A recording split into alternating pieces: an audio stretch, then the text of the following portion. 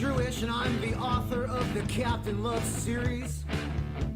I want to tell you all about the second book, Rise of the Pirate King.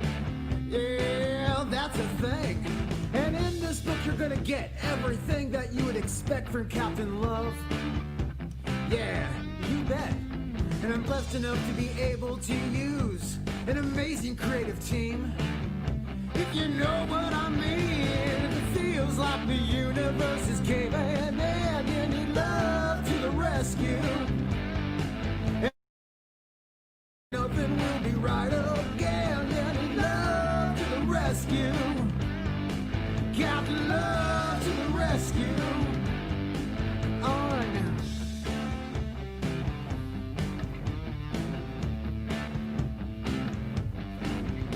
Now Captain Love is a space trucker and a former war hero. There is even a legend that he may be immortal. He's accompanied by Spade, who's a living AI. Yes, I said immortal. As in he cannot die, and it feels like the universe is caving in and you need love to the rescue. And it seems like nothing will be right again, you need love to the rescue. Captain Love to the rescue. Oh yeah.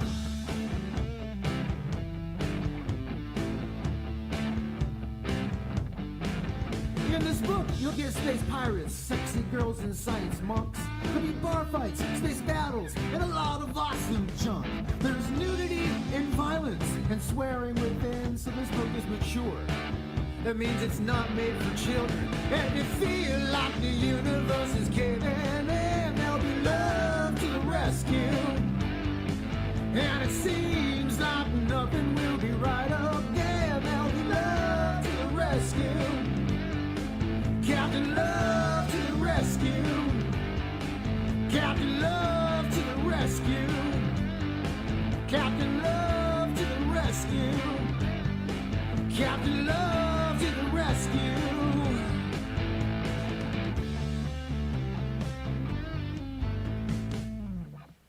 Thank you for your time. Please back Captain Love and help me share this character with the whole world. And if you're not too busy, like and share this video and help me spread the love. Stay awesome. Antoine, is this song still going on? It's a long song, isn't it? 3 minutes.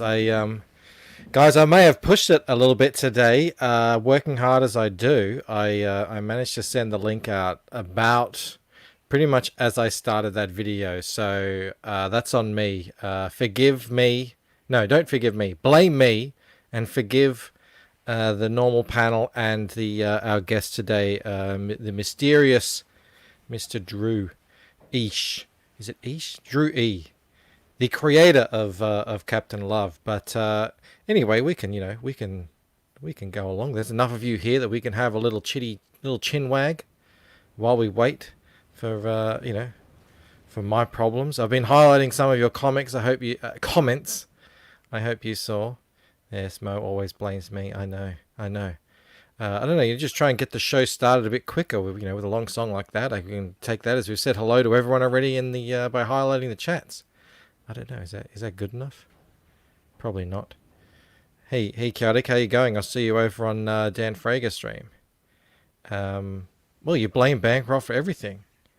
Yeah, well, that's what happens when you send links far too late to people.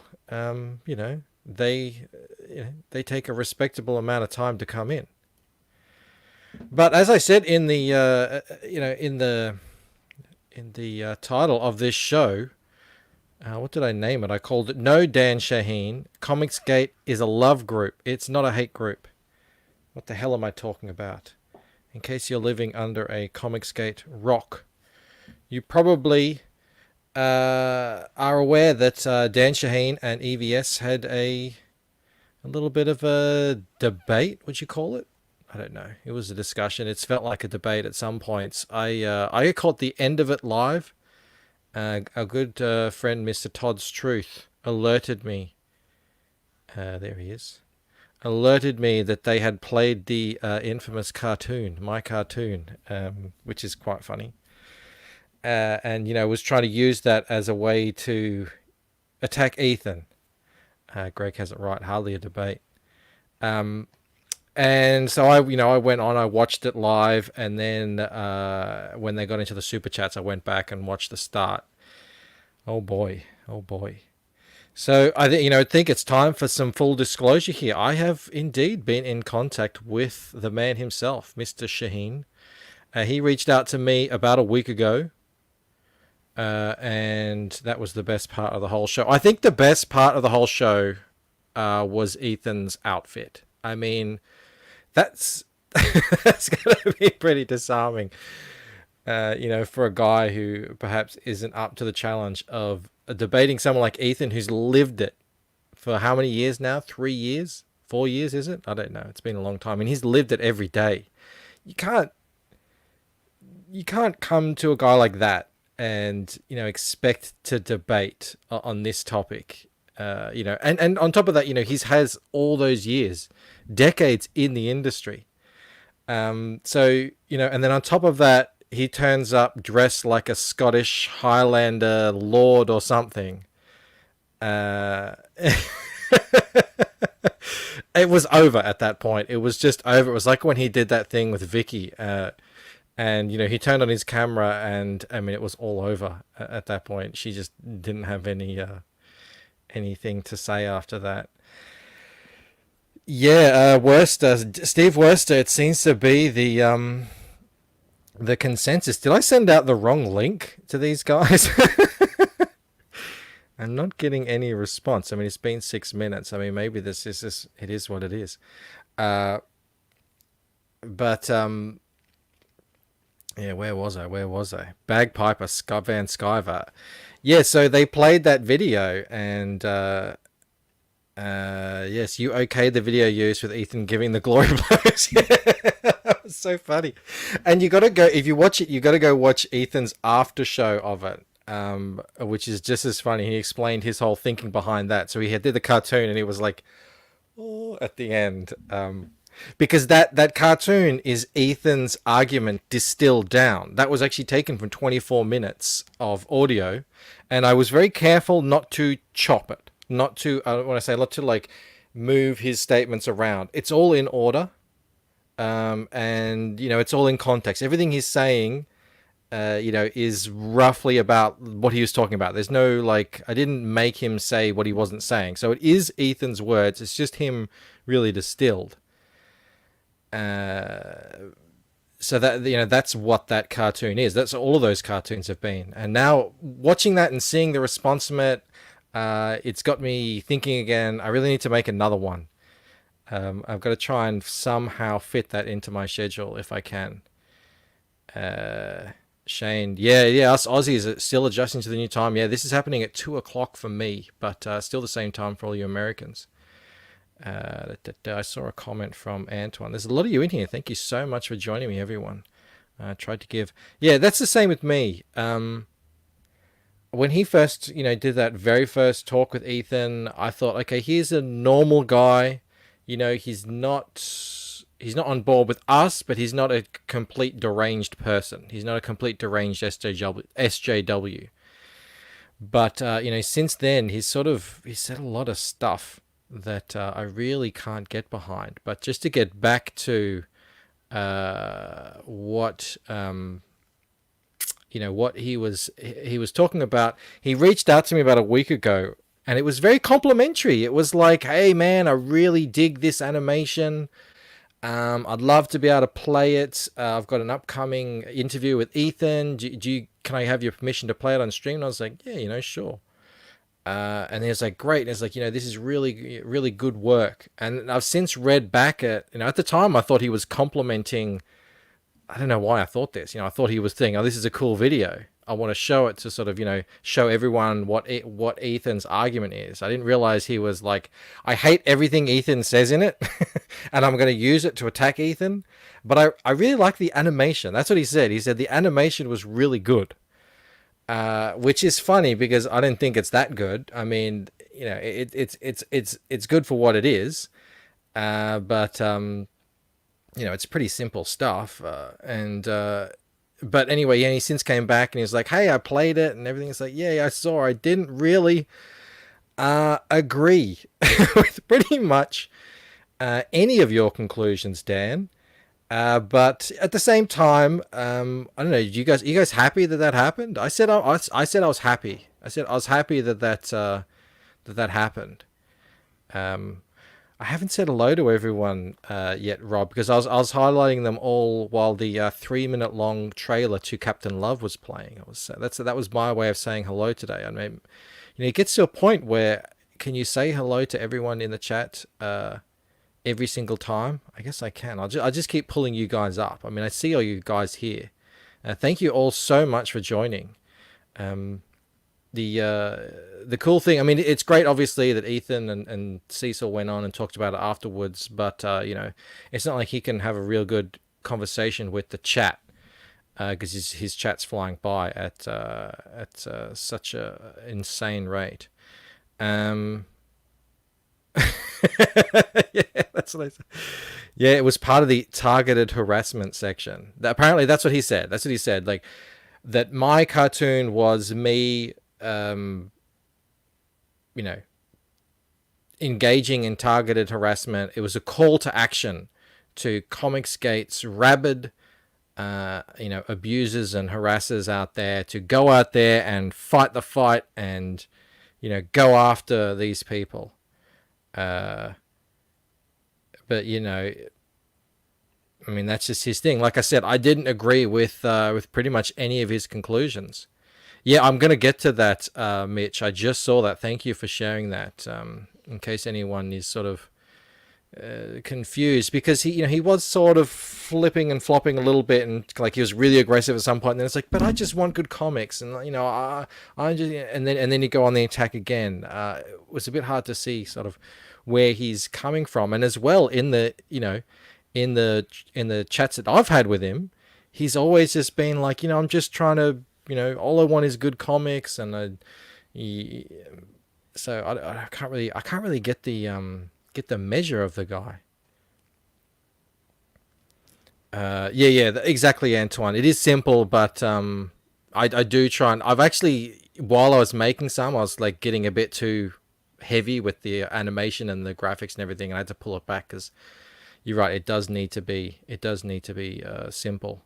But yeah, I do have a stream in particular that I'm thinking of cutting down into a new animation. That is, I think it's going to be a lot of fun. The reason why it works so well with Ethan and not so much other people, and Cecil is the same actually, is the way Ethan talks. It's very visual. He uses a lot of references, a lot of visual reference gags. He does a lot of, sort of, for want of a better word, voice acting. And he's just, I mean, he said it on that stream last night. People compliment him on his radio show. He's got a good radio show, and that makes for a great cartoon. And that's exactly what happened with Ricky Gervais. That, that was a great radio show, and the way they talked, it just made for great animation. Antoine says, in the US, we would call Dan a weasel. The man is very squirrely. He is indeed. It seems to be. We have a guest here, Drew. Dude, I'm so sorry that I'm late, and I am actually in the middle of driving home. Had a little bit of a thing come up, and I thought I was gonna make it back in time, and I just lost track, and I'm headed home right now. So. Well, that's okay, Drew. If you want to wait until you get home, I can just keep talking about.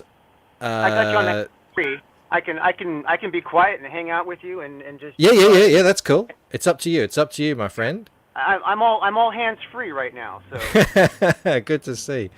Good to see. Camel Moon has just joined us. He says. You guys can't see what's going on, but I'm just. We can every time you drive by a street light, we kind of get a little reflection. It's very moody. Right. There he is. There he is. I remember is anyone still here from my old car video days? That's how I learnt how to talk, and I'm still learning. I seriously apologize, though. It's not my style. Oh, it's fine. I know how. I mean, it's totally fine. It's totally fine. Let's bring up. Did you watch any of that interview, debate? Yes, I did watch it. The Dan Shaheen one. Yes. Yeah. What was your general, what did you take from it? I'll be straight honest. I think Dan Shaheen is a weasel. I think that he does things like that to stir the poop so that people will come and watch his video and he will get a number count. And it is nothing more than that to him. He did have an insane amount of people watching him. Well, last time I looked, it was 2,900 views. He has like 8 videos that got more than like 400 views. You know what I mean? And all like 3 of those 8 were like Ethan Van Sciver videos. So. All right. Yeah. And look, I don't know if you probably didn't catch the top of the show. He reached out to me a week ago, and was very complimentary of the animations. And I since have realized he was complimenting my animating. Right. He wasn't complimenting the videos. He's obviously very critical of the videos, and he sees them as a negative thing, and that's what was really funny to everyone watching. Does he see them as a negative thing, or does he just take that stance to fire up the community to get the attention? Oh, look, I mean, I don't know. I don't want to get too much into guessing his motivations, because that's what he's doing. And that's what really actually annoyed me yesterday, was him telling Ethan why he's doing what he's doing. The whole, that this Wade lawsuit is frivolous and total bunk, and you're just doing it because you hate Wade and you want to attack him, and that's really evil. That's bull. Him. That's total bull. I mean, that is total bull. And it's like I was watching it and I was thinking, you know what? That's not genuine. I don't believe him. You know what I mean? I'm not trying to guess his motivation or whatever, but I don't believe him. I think he very well knows that the legal matter. There's no way that Zach would even have it in as gone as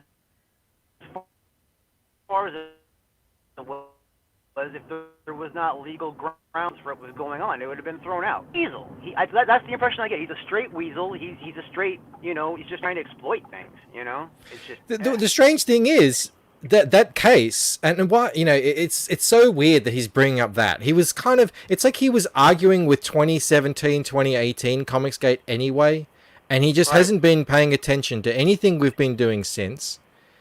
He admitted he hasn't read any of the books except for Ethan's, and how many have there been, and to say that they're not even that good, and anyway, it's just like that case. It's been put in front of a court and deemed to, okay, there is something here.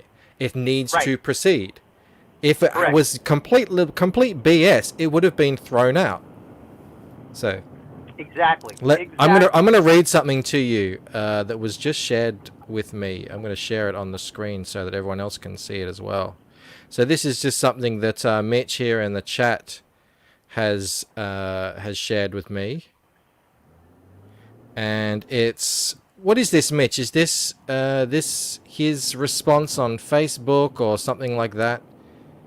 Maybe you can let us know what this actually is. But it's Dan Shaheen. And this is what he says. I wanted to make sure not to block anyone so visitors can see the mentality of the CG brigade. There's no nuanced thinking, and even the slightest disagreement is grounds to call you horrible things. This is why everyone hates dealing with them, because there's no room for discussion, only bloviation and outright hostility. So this is just the start of it too. This is a long comment he makes. That's so crazy because there's a lot of just different ideas in CG. I mean, there's a lot. We are not like hive mind at all. Not even a little bit. Yeah, it's like his. I mean, it's hard to he does seem to genuinely believe that the Mark Waid case is total BS, and I'm finding it difficult to get into someone's head who thinks like that. So I was kind of curious how he was double standarding things. Like he was going on about how Comicsgate is so bad and how all that stuff was so bad, but then the Whisper Network is okay. That's all fine. Did he say that? Did he say the Whisper Network was okay? Yeah, he was all justifying it. Yeah, he was all like, "What's wrong with that? I don't see anything wrong with it." Yeah. See, when I first, started, knowing about this guy, I thought he was actually pretty reasonable. But it seems to be the more I learn about him, the more it's, and see what he's doing here is he's complaining that we're saying bad things about him. It's just sort of like look, if you're a person and you want to come out and have opinions on the internet, especially in something like Comicsgate, you want to have big opinions, strong opinions. You want to come out and say that Comicsgate is a hate group, or you want to say that Mark Waid doesn't deserve to be sued, or you want to say that there's nothing wrong with a bunch of weirdo uber feminists operating in a whisper network to take down comic books, then people are going to say things back to you.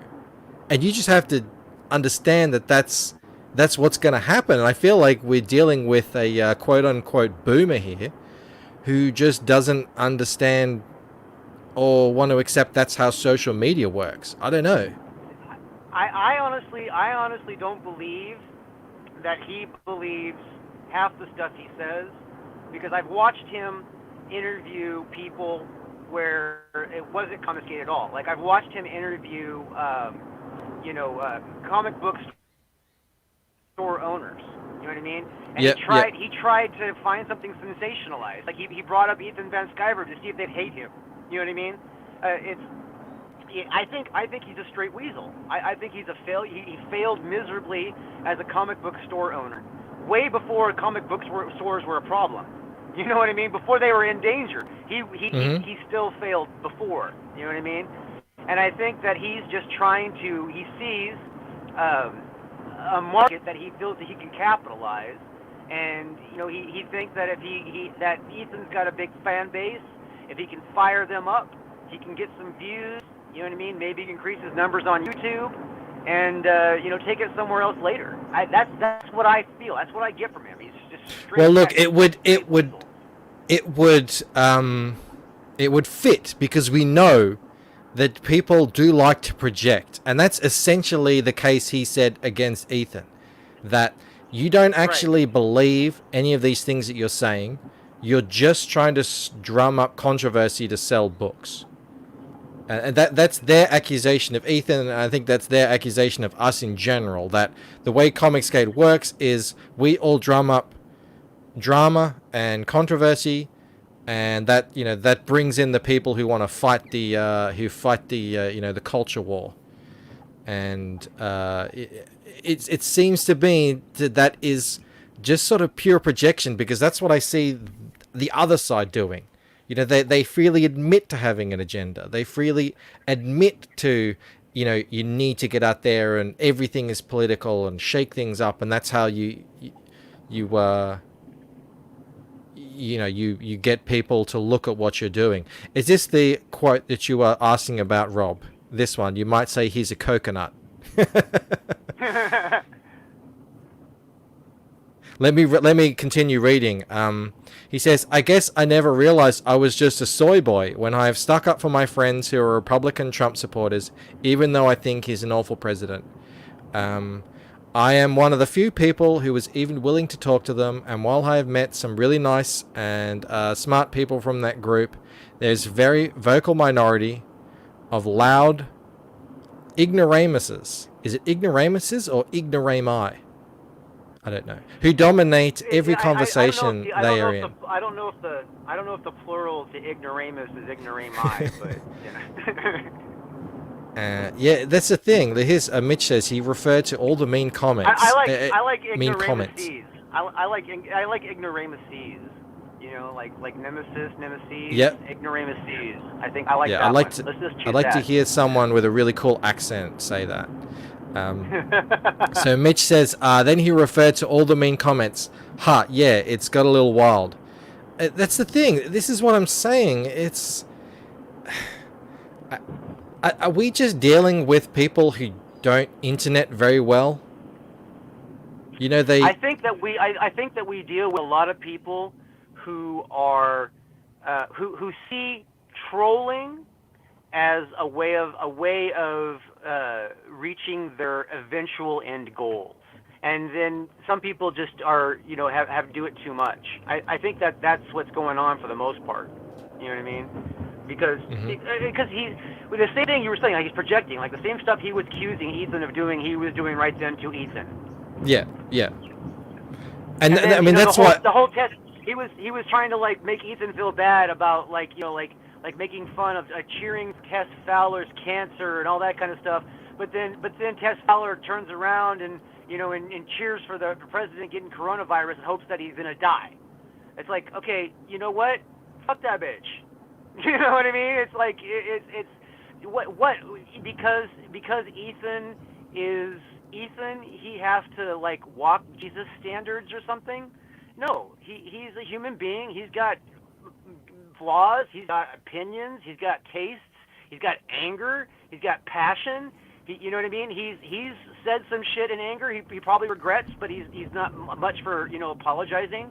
So you know what I mean? He's just a human being. Why fucking give him grief? What the fuck? You know what I mean? I don't understand. That's exactly right. I don't understand.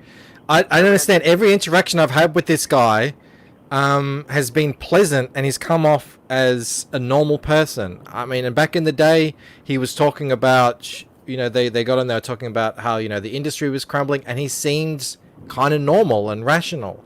But then there's all this other stuff, and I'm like, what's going on here? I can't get inside this guy's head, is what I'm saying. And I can't see it from his perspective, because everything he's saying, it just seems so... it seems like what one of those really kind of rabid SJWs would say. But then he'll go on and say, I hate identity politics. And, I'm not down with the SJWs. And I don't know. It's like he's living in this sort of strange sideways world. Not opposite world, just maybe adjacent world. All right, so I would say, like, okay, Adam Friended is not nearly as like this, right? But he kind of does some kind of thing on his YouTube channel where he tries to,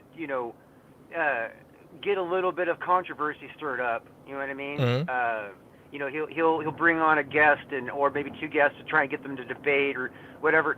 You know what I mean? It's like, think about when Liam and Oz put together a channel and they made a whole big old mess of controversy. That draws attention. It draws attention. Nothing will draw looks faster than a fucking shit show train wreck. You know what I mean? So, I think that's what he's up to. I mean, you're saying you can't get into his head. To me, that's what I see being in his head, is that he's trying to, look at me, look at this, come look at this, please, yeah. You know what I mean? And that's what his goal is. I mean, and he will, fling through like a monkey if it helps.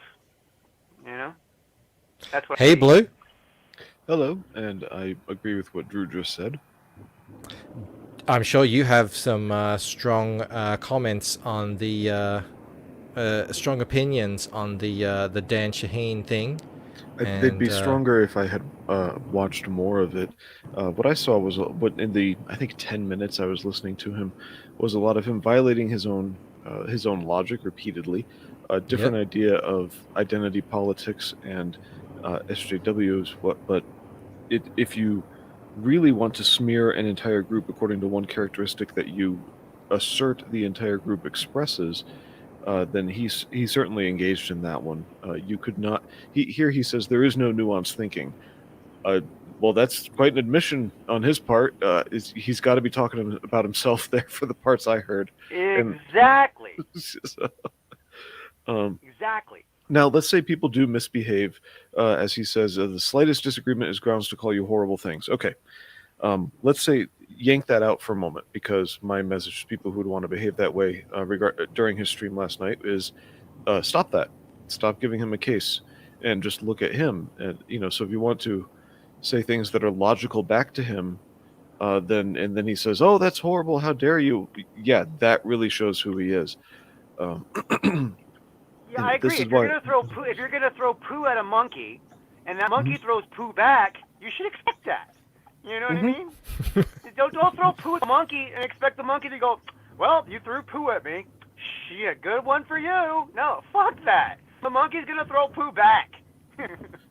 Yeah, and I saw comments, including my own, that were during the 10 minutes I was logged in, that weren't throwing poo back at him. It was just this, this guy makes no sense.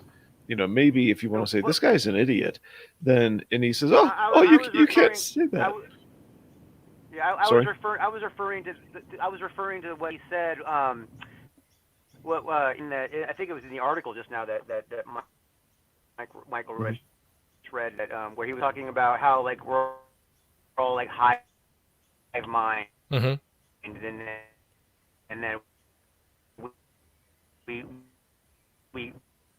we all, you can't say You're breaking up a bit, Drew.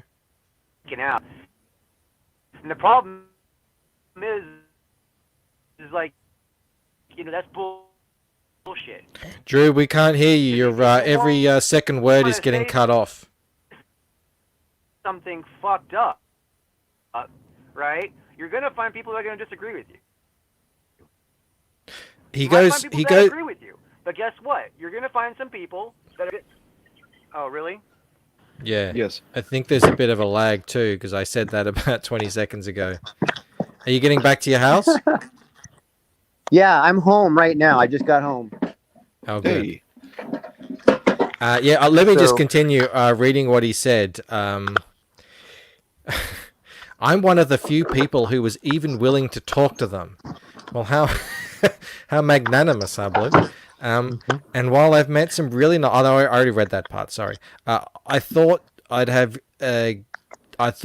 give them a taste of their own crappy medicine and rib them a bit back. And as you can see, they have the thinnest of skins and really just love to take their innermost insecurities, I suppose, out on the rest of the world. I'm no better, I guess, but at least I will cop to it. Well, I mean, I love this. At least I will cop to it. So I really am better, I guess. Yeah, no, this. Okay, as far as I'm concerned, I've never thought of Mr. Dan Sheehan or Shahin. I think it's Shahin. Shahin, thank you. All that negatively, just annoying. But no, this. Let me jump back a moment. Hi, Drew. I guess I never realized I was just a soy boy when I have stuck up for my friends who are Republican Trump supporters, even though I think he's an awful president. All right, diagram that sentence, and you just chop off the even though. I guess I never realized I was just a soy boy when I have stuck up for my friends who are Republican. That's not the definition of soy boy. When people talk about being a soy boy, it has nothing to do with sticking up for friends who are Republicans just for being Republican. It has to do with the attitude that we see down here with this self-aggrandizing attitude about, I thought I'd give them a taste of their own crappy. That's really quite snotty. Or down with, I'm no better, I guess, but at least I will cop to it. Calling him a soy boy has more to do with this little childish, but at least I'll do this. Look, I am really better. That's what people are talking about. It's this attitude, not the how dare you call me a soy boy when one time I did something to redefine your term. And no, this guy is in logical terms, this guy is just ridiculous. Yeah, look, like I said, the last thing I said to him was like, I'm happy that these conversations are happening, but now I'm starting to think, well, how on the level is this guy? How genuine is he in his in what he's saying and what he's trying to do? You guys, and I think a lot of you here, seem to think, no, this guy is literally just saying what he's saying to drum up, controversy for clicks, essentially. Mm-hmm. That's my opinion. That's definitely which is what it looks like. Oh, sorry, Drew. No, I was agreeing with it. That's my opinion. Yeah, go ahead. Yeah, and that looks like he's admitting to it. So instead of just being kind of stupid, now he admits to it, to drumming up controversy for clicks. Lord Crackhead says, Dan's statement about the majority of CG acting like assholes is complete bullshit. Dan doesn't realize that CG is probably 90% fans, 10% creators. Way less than that. Way less than that. I think it's probably more like 95% fans. There aren't that many creators. If you look at how many people back say something like Cyberfrog, it's getting up close to 10,000. If you want to count that as CG, there's probably only 300-ish people who are actually actively working on or putting out CG books. So it's a small number, which is like 10 times it was like 10 times the number it was a year ago, man. Yeah, that is growing.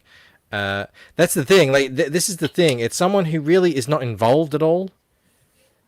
Just kind of talking about what he remembers from. I mean, we're talking about Wade again. Talking about old things. Not talking about what's been going on even in the last 2 years. Right. Mark Wade's old news. It's very frustrating, but I guess it's just sort of expecting concern trolling, looking for clout. Yeah, that seems to be the consensus. And his points that he was making about the industry is going great. That's sort of like, what planet are you on? Yeah. No, that's him. That's him trying to poke the bear, trying to get Ethan to say something, because he knows the industry is not going great. He's interviewed people in the industry, and he knows it's not going great. He failed himself in the industry. He knows that the industry is not going great. It's in a big, huge position of transition. I have a very successful comic book store in my town. Right. It's a very, very, very successful bookstore. They can't have more than 5 people in the store at a time. You know what I mean? That cuts back on a shitload of business. Yeah. Oh, it's massive. It's huge. If you're not in Melbourne, if you're not a food outlet or a chemist, like a drugstore or something like that, the last 7 months or so have just been devastating, and a lot of them have gone out of business. And it's not like these stores were just doing amazingly over the last couple of years as it is. And what happens when that all starts to crumble? And the comic books, even if the stores stay open and the comic books become even less a percentage of their revenue, of what brings them their revenue, I'm beginning to think maybe I need to take that back and say, like, I don't know if this is a great a great thing that this conversation happens. It's great for me. A lot of people remembered about my cartoon. I was like famous again for another hour. That was cool. I was like, oh, everyone's talking about me. That's nice. That's a nice surprise this afternoon. Yeah, 2 hours in one day. Great, Michael. There you go. Yeah. I tuned in and I kind of regretted it just for the way I could spend 10 minutes of my life. This guy, he's almost religious is what struck me, in his sense of I want to go after EVS and with a certain agenda or position, and anything logical that you could present him just did not matter. It didn't click with his imaginary world, and so evidence wasn't going to mean anything. And the thing I noticed about him most was he says he hates identity politics, but then, and I wish I had the original video in front of me paused with like closed captions turned on or something, but he would engage in the thinking that says if you think in one way on point A, then you belong to the group that thinks in a like way on points B through Z.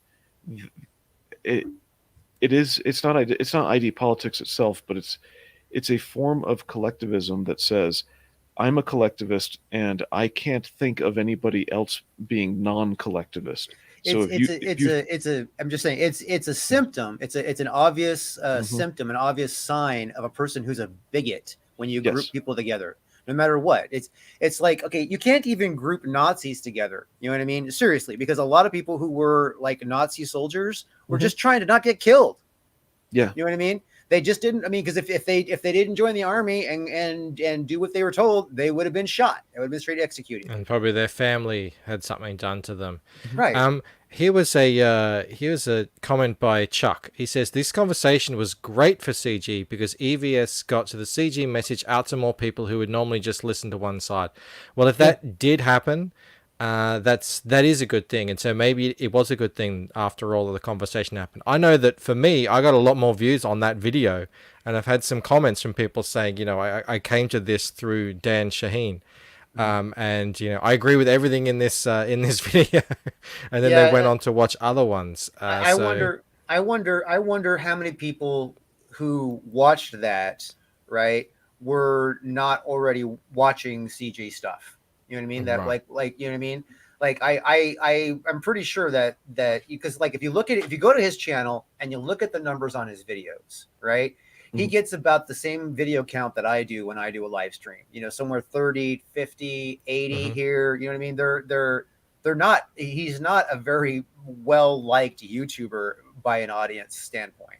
You know what I mean? So, so like, it's like I have a feeling most of the people that watched that were basically like preaching to the choir. You know what I mean? It's right. It's they're so I'm glad that I didn't watch the shit on his channel. I went and looked at his channel while I was watching it, but I actually watched it through Dan Fraga's channel because he was stream sniping. So I didn't even give him a view. You were getting some love there from your cat, Drew. Yeah, this is Dorian Gray. I love that name. Hello, Dorian Gray. That's very clever. And like just to finish out on that topic, Comicsgate is not a hate group. If anything, it's a hat group, or it's a love group. We're here to love comics and love each other. And I mean, the proof is in the puddings. Judge people by what they do. Judge them by their deeds. Well, Drew, thank you for speaking of love. Thank you for translating my thoughts. I just woke up, and the word bigot was all I needed. So thanks for jumping in there on that one. All right. Now, speaking of love, we've got the man here himself. We're going to talk a little bit about Captain Love, Rise of the Pirate King, Chapter 2. And this is the third campaign, correct me if I'm wrong, that you've correct. Done with Captain Love. Yes, that's my third campaign. This is the follow-up to the last one, which was the part 1 of the Pirate King, Rise of the Pirate King. Yeah. The Rise of the Pirate King is being done in 6 chapters. And we are now on chapter 2. Chapter 2 is completed. It is ready to go to print. I am still tweaking with the wording. I always, since I do my own lettering, I always, go back and look through it again, and I do little tweaks here and there forever until it's time to send it to print. But this campaign is very, very important because this chapter 2 is an important part of the series. It's a follow-up to the chapter 1. So you haven't seen this. See, Keith, I'm glad you have. I'm glad you're seeing it. I'm glad you're listening here now because if you like Flash Gordon, if you like Flash Gordon, if you like Buck Rogers, if you like James Bond, if you like think of Captain Love as a combination of Flash Gordon, Buck Rogers, James Bond, and Han Solo, if they were all mixed together and they were a space trucker for a living. Because Captain Love is a space trucker and a former war hero who is accompanied by Spade, who is a living AI. She basically is she's like living software that can exist in multiple computers at once.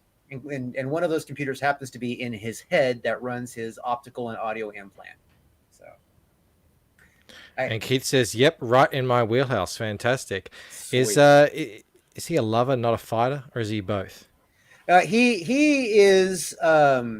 He's both, really. He's a swashbuckler. Well, how it works basically is okay. So there's a legend that love is immortal. That's a legend. It has not been proven. It has not been disproven. It's just he hasn't died yet. You know what I mean? However, the legend exists, so there's a lot of people out there trying to kill him. You know what I mean? Oh, right. Yeah. And then there's people it's like he wishes that legend wasn't there. Oh yeah, there's that. And so and the legend is actually a very romantic element of his life. If anybody's into romance at all, in the first book, Hero of the Cleansing, Captain Love, we learned that Captain Love had a romantic interest back during the cleansing, and this was a voodoo princess that he met in Jamaica, and she when they were making love one day, she cursed him, put a spell on him, whatever you want to call it, so that as long as he loved her, he would be protected by the voodoo goddess, so that he could always come back to her. Well, she happened to pass away while he still loved her, so the curse apparently keeps him alive forever by legend. So I would show some of the pages from that first one, but we recently got our stream just completely nuked of the Pirate Queen, and I'm suspecting it had a few too many scantily clad women in it. Yeah, I think that it was a direct attack, and YouTube automated it. If you I mean, because I had the thumbnail from my interview with Mandy and Clint removed. YouTube removed. Yeah, well, I did on my thumbnail. I had it all pixelated out. Yeah, But then I did appeal, but they didn't care. Watermelon Platypus says, "Tell us about the artist." Well, what do you want to know about me? Let's see. The artist. I'm not the artist. I'm the author. The artist itself is Andrea Bormida. He is in Italy. He has like 30 years of experience. He drew on the Nathan Never Italian comic. I don't really know how much to say. I mean, he's into sculpting and by the way, that post you're looking at there is by Andrea Barmita right there. The one above it was by Vinny Portamella. You're covering up your mic a bit there, Drew. You're muffling yourself. That one's by Vinny Tortomella. The one right there with the that you're looking at with the red and blue, and the one underneath that is by Andrea Bormita, the illustrator. Yeah, both very well versed in the drawing of busty ladies. That's true. And then this one here is by the cover artist of Chapter 2, Henry Ponciato. And I really like the way he captures, the attitude of Love and Jean's friendship in this. Mm-hmm. So. Yeah, I used his woman right there for the thumbnail. I thought that was a very nice image. This is the very first depiction of Jean, like in a poster or I mean, she's alone on her trading card, but this is the very first depiction of her like in a pinup or poster, and this is an 11 by 17 poster, and it's super awesome. Captain Love is not my autobiography. Hey, Drew, I saw you on a stream about a week ago. I didn't realize that you had like long hair like Jesus. It all comes out. I was flipping out. I was like, I had no idea. I normally wear it in a braid. In fact, I get accused of making of Captain Love being a self-insert. Let me explain the story so everybody understands. When Captain Love was first incepted, all right, I had a YouTube channel on that I was doing all the time, and then YouTube took a big change, and so I was like, I'm gonna stop doing YouTube because it's just not worth the time right now. And I wear my hair in a braid. And so I was making myself a 30-minute sci-fi movie. I wrote a script for a 30-minute sci-fi movie. And then the character obviously had a braid. And I thought, I clever ways to use the braid in a 30-minute script. And then my business partner had me write a full-length feature film out of it. He said, you need to write this thing. It's too good. You got to read a full feature film. Then we hired a guy to do storyboards, right? And obviously, because the braid existed, the storyboards had Captain Love with a braid. You know what I mean? And then that illustrator, we were talking about backstory for Captain Love, because in the movie it doesn't talk about his backstory. You know what I mean? It just kind of hints to it. And so we talked about how ways to address that. And it eventually came up that he suggested I do a graphic novel of the backstory. You know what I mean? Mm. And obviously because of that, he wanted to illustrate it. And he had a drug problem that I didn't know about at the time, but it came out later. But he got halfway through the book, right? And so Captain Love had a braid then. So that's it. It wasn't me putting myself in the book, just so everybody knows. It just translated across mediums that way. I see this is by Pat. Yes. We love Pat. Yeah, Pat Maxton. In Yep. fact, the color version of that I got to see finally, and it's freaking awesome. I was looking for it a little bit earlier, and I forgot where I stuck it on my computer. I didn't want to have to go through emailing it to myself again. That's But all right. We can see the black and white. Everyone, keep your eye out for the color what version I'm as going to well. do is I'm going to send you it on Twitter. Oh yeah, that'll be good. That'll Yeah, work. I can do that. And you got some T-shirts here. Love to the rescue. Yeah. Yes, love All to the you rescue. need is love. All you need is love, and then Who would the call us cover. a hate group?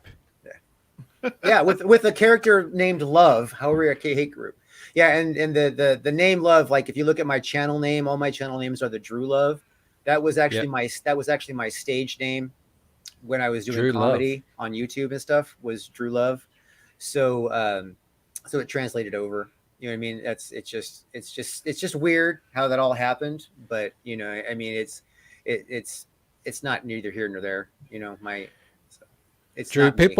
people sometimes compliment me on my smooth scrolling, but I was watching Peter Simeti's Publishing Pete's channel. Yeah. His must be automated or something, because his is so smooth. It He might have one of puts mine those. to shame. He might have one of those computers that works off a wheel scroller. So like you just roll the wheel and He's got the tools. He's and got it the adjusts. tools. Yeah. He's got the talent. Yeah, Peter Simeti, I got mad respect for what he's done with alternative comics. I got mad respect for that.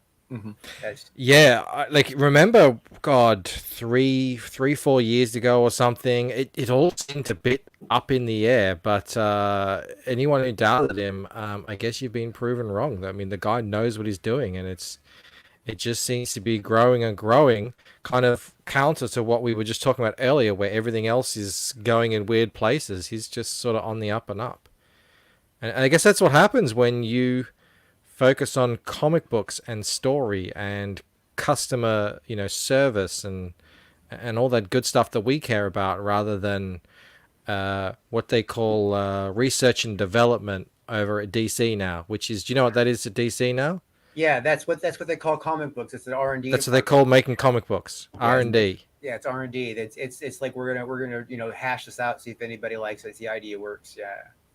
Well, and the strange thing is, like, if you take that philosophy and you say, okay, R&D, what characters really went well, so we know what we're going to put in the movie. Well, they put Captain Marvel in the movie. They're putting Miss Marvel, is it the one with the big hands? Kamala Khan, is that the one? I hear they're doing that. Yeah. Yeah. So she's going in the movie. If you're going to do the research and development, at least make your decisions based on the research and development. Actually, it seems like they're doing it the other way around. It looks like the research and development stuff, the actual research and development stuff, crash and burns every time. You know what I mean?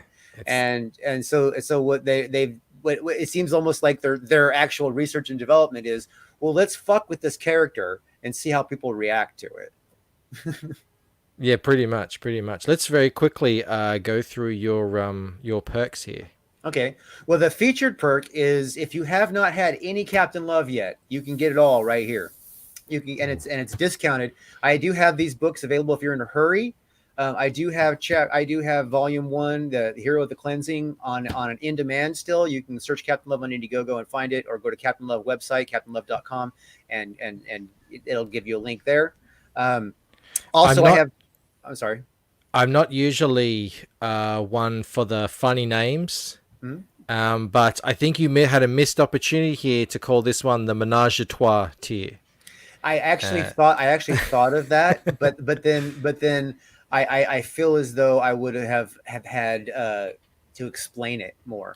Fair enough. You know what I mean? And as well, I don't know about Indiegogo. Like, what I don't know what their stance is on getting it a bit more risque. But anyway, continue. Sorry for the intrusion. I think Indiegogo is okay about that, actually, because I've seen some pretty risque shit on Indiegogo.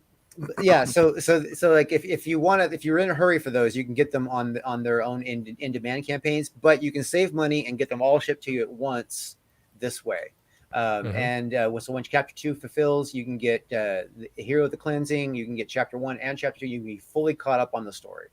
Well, just for people who come in like me and were for a moment confused, the volume 1 is one story arc, and these chapters are a new story arc. If you've never seen this before, this is correct. It's the chapter 1 is basically the introduction to Captain Love and the backstory. So if you were like thinking issues, it would be like issue 0, but it's 72 pages. It's a graphic novel. It is, a full story. Great to see you here bright and early, Poland. Oh yes, absolutely. Right. Biggs demanded. Thanks for joining us. Biggs demanded I know he did. I saw him demanding it. VOP says Captain Love better than Captain Marvel. I would agree. I would agree on that one, especially since Captain Marvel is Kree, which and Captain Love is. That was actually the only MCU movie that I couldn't just sort of enjoy. Yeah. It just felt too cringy and forced. Obviously they're not all great or even necessarily good movies sometimes. But at least they're enjoyable because I like the characters or I like the universe that they're building. It had some piece to play, but that one just felt really cringy and forced. I would have, if I was Disney Marvel, I would have taken it a completely different way, and I wouldn't have tried to cram it into one movie, and I wouldn't have made Marvel a woman. You know what I mean? Because that right there is like, that whole gender swapping bullshit is how you fuck up, something that's been around forever. You know what I mean? You gotta, if you are, as Ethan says, as you had put in one of your cartoons, you are handed this. You are the keepers. You are the guardians of these stories. Of folklore. If you are blessed with the guardian of the myth, if that is your fucking thing, you gotta respect the myth. What if all of a sudden somebody started rewriting the Bible and said, you know what, Jesus is going to be a woman now, and he's going to be fat, and he's going to be Asian, and a lesbian, and a fat Asian lesbian.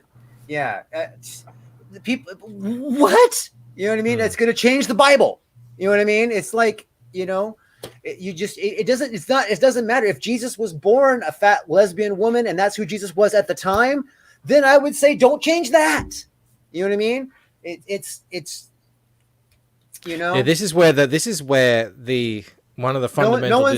They're not okay with making the Falcon white. If we did that, if someone tried to make the Falcon white, that's where they get exposed. See, and that's the thing. But there's a basic misunderstanding in what they think we say, and then on top of that, they expose themselves because they're all about changing all these characters because of diversity, quote unquote. But then as soon as anyone even just laughably as a retort suggests, hey, well, let's change Black Panther to a white guy, then that would be absolute blasphemy. And that's when they show what they're really all about, what the whole real intention behind it. And we all know about, the whole sort of Marxist intersectionalist, this stuff runs deep, and we've talked about it a bit on this channel. I saw a great meme the other day. It made me chuckle. It was someone saying, native cultures should all be respected, and the native people, should be able to decide for themselves, how their countries are and who lives in their countries. And it was a thing of Africa or Asia or something, and this person was like, yes. And then it showed Europe, and they were like, oh, no, they don't want to extend that same idea to Europe, because then that would be totally against everything that they stand for. They really do expose themselves on that front. Yeah, the hypocrisy is pretty vast with that group. Yeah. It is. Let's we get off topic, off track so quickly. So in this first catch me up perk, there's no redundant material between the chapters and the volume. They're all there is not. All separate. Yes, that's correct. Yes. Metal Movies and Brewskis says the shipping on Captain Love is hella cheap. What's the shipping? In fact, the shipping on Captain Love, if you live in the United States, is built into these prices you see here. That means there is no additional shipping if you live in the U.S. But if you live in Oz, like Michael, I understand. But I discount what the domestic shipping cost is off of the international shipping on those rates. So like for instance, it costs $25-26 to ship to Australia. Mhm. It's only going to be 15.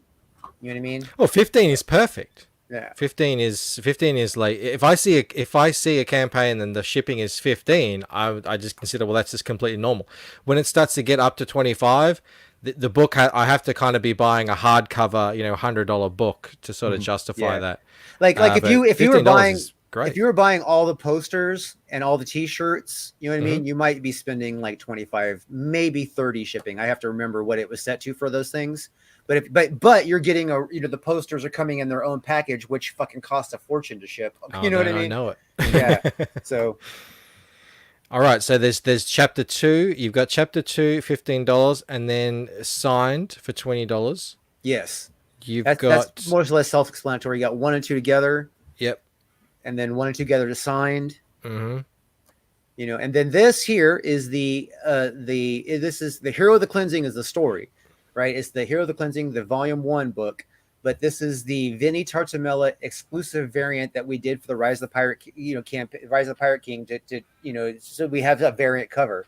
And there we did 100 print, right? So there's the most exclusive book in the Captain Love family, and there's 8 left. If you're a Vinny Tartamella fan, if you are a collector of comic books, and you think and you believe me when I say I'm going to push Captain Love for years and years and years and years and years and years and years and years until someone forces me to stop, then you're going to realize that book right there, that Vinny Tartamella book, is going to be worth a freaking buttload of money someday.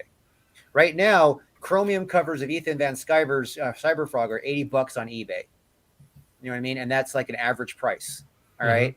So, I'm just, and that's just, and there's a lot of those out there. There was only 100 of these made. And, Vinny's got 2 of them, and I got a couple of them that we're not going to part with. So it's actually less than 100 that were even available and distributed. So you got to realize that book right there is the most valuable book that will probably ever exist in the Captain Love universe. Yeah, I've not seen that number before. Just 10 printed. Wow. Well, 100 printed, just 100 printed. There's 10 100. available. There was 10 available. There was 10 available when I launched this campaign. 2 of those were taken. So that's volume 1. But if people want the new floppies on top of that, they can be added on before checkout. Yes, I do believe I do have those as add-ons. That's correct. Yeah. I just checked as sort of the audience ombudsman just to poke around. But yeah, guys, it's there. Not to get distracted again, Antoine, I see your question. Yes, it is something that we will be talking about in the future because we actually stayed back and chatted a bit with Adam about that. It's an interesting topic. We will get onto that at some point in the future. But just let's go through this very quickly. You got T-shirts here, the different T-shirts, and here's that poster pack. So you got 2 different poster packs. Yeah, I got 2 different poster packs, but I also have a 3rd poster pack. If you scroll down, that's more popular. I actually had a customer ask me for this one, and I put it up on the campaign. I thought it was a good idea. He wanted to be able to pick his posters. You know what I mean? And right. So I'm like, yeah, sure. So he left me a comment saying that he would like a combination of posters, and I'm like, okay, you know what? I'm going to make a custom poster pack. And as soon as I wrote him, I commented back to him, and immediately after he picked it up, and another person's picked it up. Obviously, posters, not comic books, they're not as popular, that kind of thing. But let me just tell you, these posters are gorgeous, gorgeous. The artwork is amazing. They're going to be printed in pristine. They're not going to be folded, no creases. They're going to be rolled up and delivered in a rolled. What do you call those things? A tube. A tube. Yeah, a tube. That's the right word. Yeah, they're going to be in a tube. They're going to be shipped to you in a tube and protected and perfect. And if you liked, I framed the Vinny one. It looks awesome in a frame. If you are the kind of person that wants that kind of stuff and you dig beautiful artwork and you end up becoming a Captain Love fan, these posters are something you're going to want. And they're probably going to I'm probably going to mark them up every campaign. So like right now, 3 posters are $35 in this campaign. The next campaign, I'm going to probably have 3 posters be like $40 or $45. You know what I mean? Because I will already have them printed, you know what I mean? And that means there'll be limited numbers. for the campaign. What size are the posters? They're 11 by 17. They're not 88.5 inches wide. No. I wrote 88.5 inches wide on one of my perks. Did you? It's a wallpaper perk. You meant 8.5 inches, didn't you? I meant 8.5. Everyone, I think, understood, especially considering the one above it said 8.5 as well. Oh, hey, this lets me choose like 3 copies of the Vinny Tartamella poster. It does. Yes, you can have you can have the same poster 3 times if you want. That is an accurate. You can just cover your wall with Vinny Tartamella, and who wouldn't want to do that? It's all about Vinny. That's what I'm working on right now. Well, really, it's all about Vinny's artwork. Let's be real. Yeah, right. I see. You get 6 posters and 3 T-shirts. You're not going to be able to send that to Australia for $15. No, that would probably be more on the 25-30 range, right? Yeah. There you go. And then all posters and all books there, that kind of thing. Yeah. So.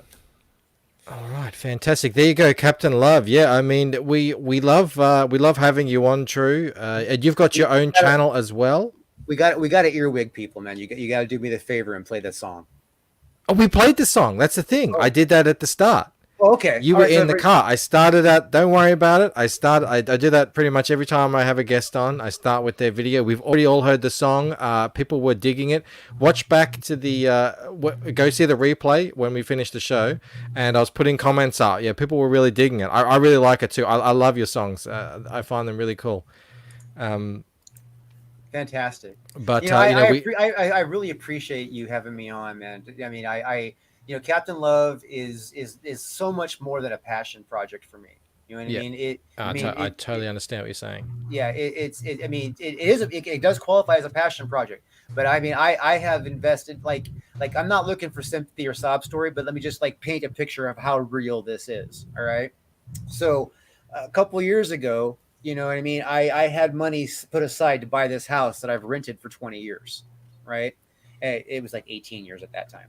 But I've wanted to buy this house for a very, very, very long time, and I had money put aside for that.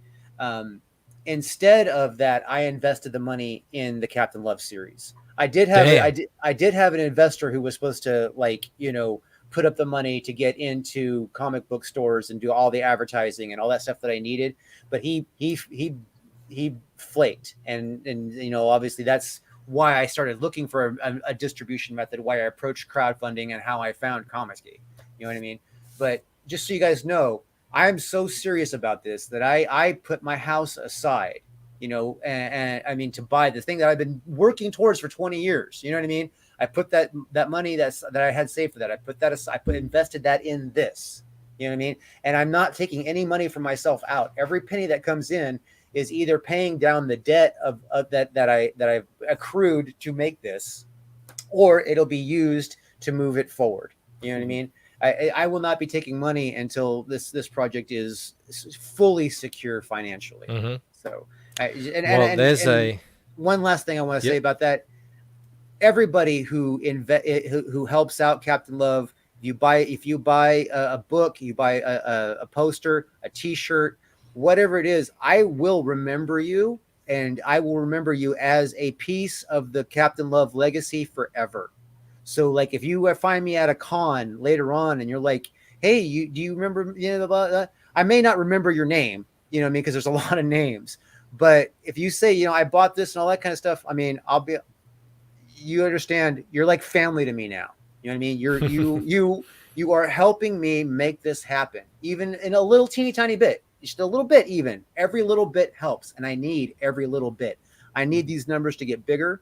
I want to bring Captain Love to everybody. I need the word spread. I need to get it out there. You know what I mean? I'm not some big, huge producer with a big, huge fan base or whatever. All I know how to do, I'm not that dynamic. You know what I mean? I'm just not. I'd love to be. You know what I mean? But I'm not. Wouldn't we all? Yeah.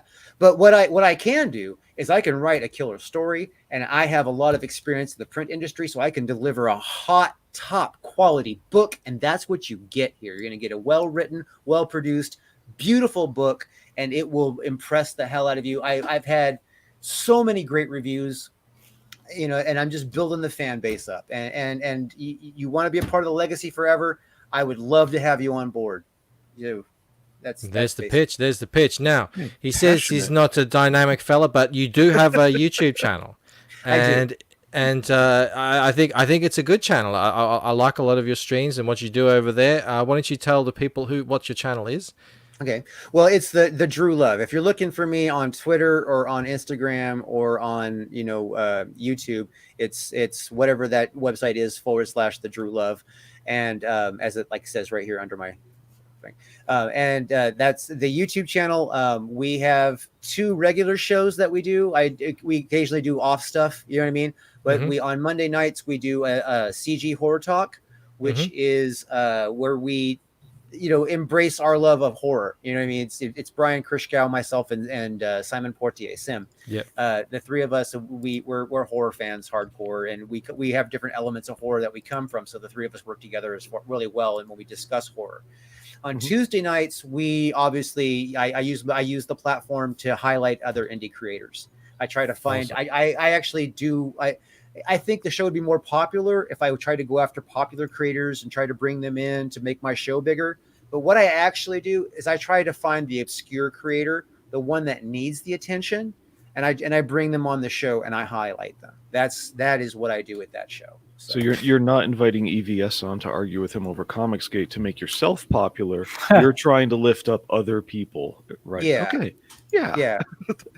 Yeah, no, it's noble work, and as someone who, obviously I'm talking to, creators almost every day, there are quicker and, tried and tested better ways to grow a channel, but it's not always just about growing channels. It's about, giving back to the community that's given so much to you. It's about helping others who need help, and that's its own reward. Yeah. And just spreading the word on these projects, because these are amazing projects, and more people should and need to know about them. Yeah, and if you're on Facebook, both those shows, Horror Talk and the Indie Comics Show, both those can be found really easily. CG Horror on Facebook for the Horror Talk, Indie Comics TV for the on Facebook for the Indie Show. If you want to find those, those broadcast on both platforms, YouTube and Facebook. Drew, are you ready to see if you have received the Bancroft bump? I would like to see what the Bancroft bump will be. Drum roll. Drum roll. Here we go. Ready? Refreshing. 4 more backers. There we go. $100. Wow. And even $100. Awesome. Nice. Hey, you're 2 away from 100. Yes, I'm 2 away from 100 backers, and even $100 on this bump. That's kind of a neat little bump. That's a nice bump. Yeah, everyone, if you've got a Twitter account or something, go and tell everyone that Drew's just 2 backers away from 100. Yeah, that's how these things grow. You just got to, every single time, there's another little thing. And if he gets to 100 backers, that might put him, closer to 3,000. And then, get out there and say, hey, we're nearly up to 3,000. I mean, that's really the only way to do it, one at a time. VIP says, love to the rescue. Absolutely. Yeah. And tag me in your posts so I can help push it along. And if I don't follow you, I can follow you after that, so I would appreciate that. Absolutely. Drew, it's been a blast as always. I think this is maybe the 3rd time you've been on, maybe 2nd or 3rd. You're always a welcome guest. We love to talk to you. I need to drag you back onto my channel when you have time. You're always doing your show now, so I know, that's the thing. Like this hour and maybe an hour after my normal work and before dinner is the only kind of spare time I get. The rest is taken up with sleeping and making the loose end. And that's sort of what I do for most of the day. You gotta find some time. You gotta find some sexy time with the wife in there somewhere, man. Well, I didn't want to get into the whole nuts and bolts, but usually that is you take away whatever your sleep time is. That's like, if I have to sacrifice sleep, I have to sacrifice sleep. That's just what you have to do. It's a tough life. I know it is. Drew, thank you so much for coming on and joining us in that chat at the top of the show. Well, I took off about half the show, maybe even more. That was really good. I thought that was a good conversation. I hope the chat enjoyed it too. I think you did. Blue and Poland, thank you for joining me as well. And I want to actually close out the Thank show you, Mo today. What was that? I said thank you to Mo Biggs. Thank you, Mo Biggs, for forcing the hand of our boy Poland to come on. I wanted to actually close the show out with something funny that a friend of the show did.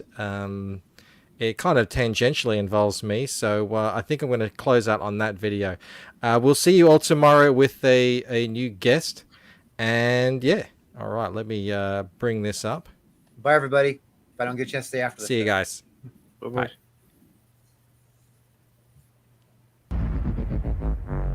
He was a great animator. Man, you're going all in.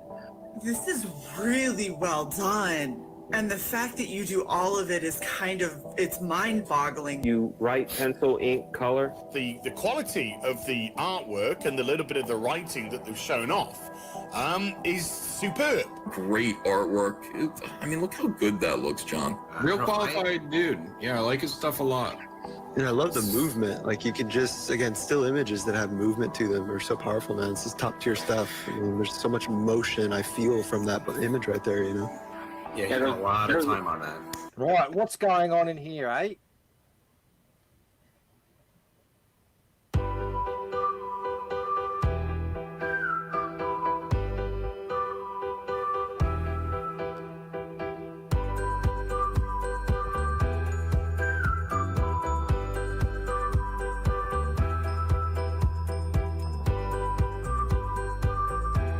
Ha ha ha.